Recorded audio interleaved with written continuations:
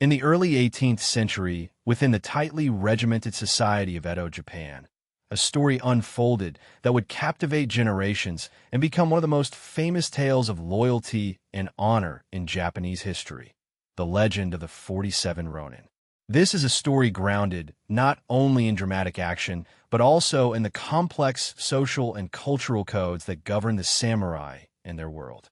To understand why this tale has endured for over 3 centuries, we must first place it against the backdrop of its time. Edo, Japan, ruled by the Tokugawa shogunate, was a period marked by strict social order, stability, and an emphasis on loyalty and duty. At the top of the social hierarchy were the samurai, warriors bound by code, known as Bushido, which stressed virtues such as honor, loyalty, and discipline. These values were not merely ideals. They dictated how samurai lived, fought, and died. Central to Bushido was an almost sacred loyalty to one's lord, or daimyo. The samurai's identity and social status were deeply linked to their service and allegiance to their lord's house. The term Ronin literally means wave man, suggesting someone who is cast adrift without a master. Ronin were samurai who had lost their lord, either through death, disgrace, or political downfall. Without a lord to serve, these samurai were considered dishonored and often found themselves marginalized in society. It was a precarious position, frequently associated with shame and sometimes criminal activity, since many Ronin sought new employment or engaged in mercenary work just to survive. The story of the 47 Ronin begins with the forced suicide of their lord, Asano Naganori, the daimyo of the Akeo domain. The circumstances leading to this event involved a confrontation in Edo Castle, which ultimately resulted in Asano drawing a weapon within the shogun's residence, an act strictly prohibited and punishable by death. Following the shogunate's ruling, Asano was ordered to commit seppuku, a ritual suicide meant to preserve honor even in death.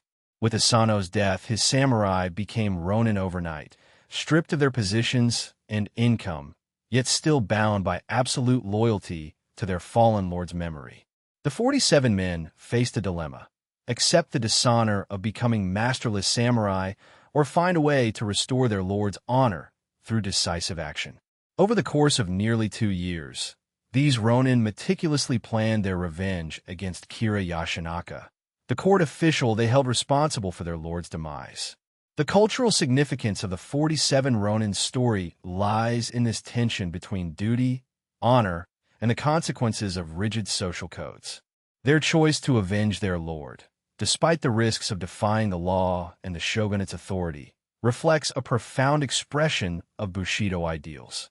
This narrative highlighted the samurai's unwavering commitment to loyalty, even in the face of death, making it a powerful symbol of devotion and moral integrity in Japanese culture.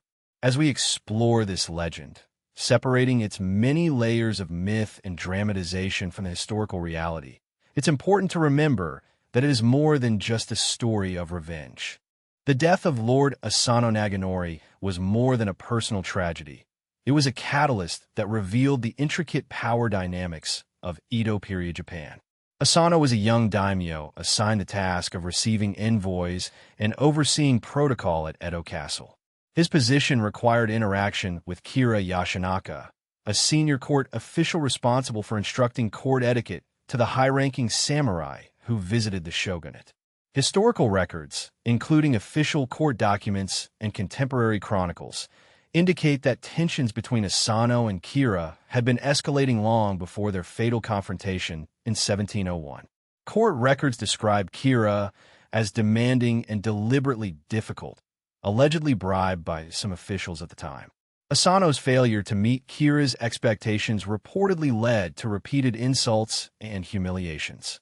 While popular accounts often frame Kira as a corrupt villain, court testimonies suggest a more complicated relationship marred by political maneuvering and social friction in a highly stratified system. The incident occurred inside Edo Castle's shogun's audience chamber, where Asano, after enduring perceived slights and provocation, drew his short sword to attack Kira. This act broke one of the strictest rules of the Tokugawa regime, Drawing a weapon within the shogunate's residence or against another official was considered a capital offense. The shogunate's response was swift and uncompromising. Despite pleas for leniency, the records show that Asano was sentenced to commit seppuku, the ritual suicide that, while harsh, was a means to preserve the honor of one who had violated the law. The confiscation of Asano's domain and the dismissal of his retainers left his samurai statusless, their fate precarious under the shogunate's rigid order. In the aftermath, the surviving samurai became Ronin, scattered and without stipend. However, the shogunate explicitly forbade acts of revenge, aiming to maintain social order and prevent factional violence. This legal backdrop is crucial for understanding the decade-long planning that followed. The Ronin's efforts to avenge their lord were not a spontaneous act of passion, but a carefully measured and secretive campaign, as evidenced by administrative correspondence and reports monitored by the shogunate. Over roughly 10 years, the Ronin avoided immediate retaliation to escape surveillance and suspicion. They maintained their public personas and livelihoods while discreetly gathering information and resources. Contemporary chronicles note that their leader, Oishi Kuranisuk, deliberately feigned dissipation and disloyalty to mislead Kira and observers. This strategy highlights their sophisticated understanding of the political climate, balancing stealth with unwavering dedication to Bushido's demands. The eventual attack on Kira's residence was authorized by no law, yet was carried out with military precision. After exacting revenge, the Ronin voluntarily surrendered, fully aware of the legal consequences awaiting them. According to official shogunate statements, the Ronin were ordered to commit seppuku for their actions, not only to punish unlawful violence, but also to uphold the social hierarchy and legal standards. This outcome underscored a fundamental tension in Edo Japan: the conflict between samurai ideals of loyalty and honor versus the political necessity of maintaining centralized control and law. The shogunate's response balanced condemnation of the Ronins, lawbreaking, with recognition of their moral resolve. The conclusion of the 47 Ronin story is marked by a profound and deliberate act of justice that reveals much about the balance of power and values in Edo period Japan. After fulfilling their mission of revenge by killing Kira Yashinaka, the Ronin did not escape or rebel. Instead, they turned themselves in, fully accepting the consequences of their actions. The Tokugawa shogunate faced a complex dilemma.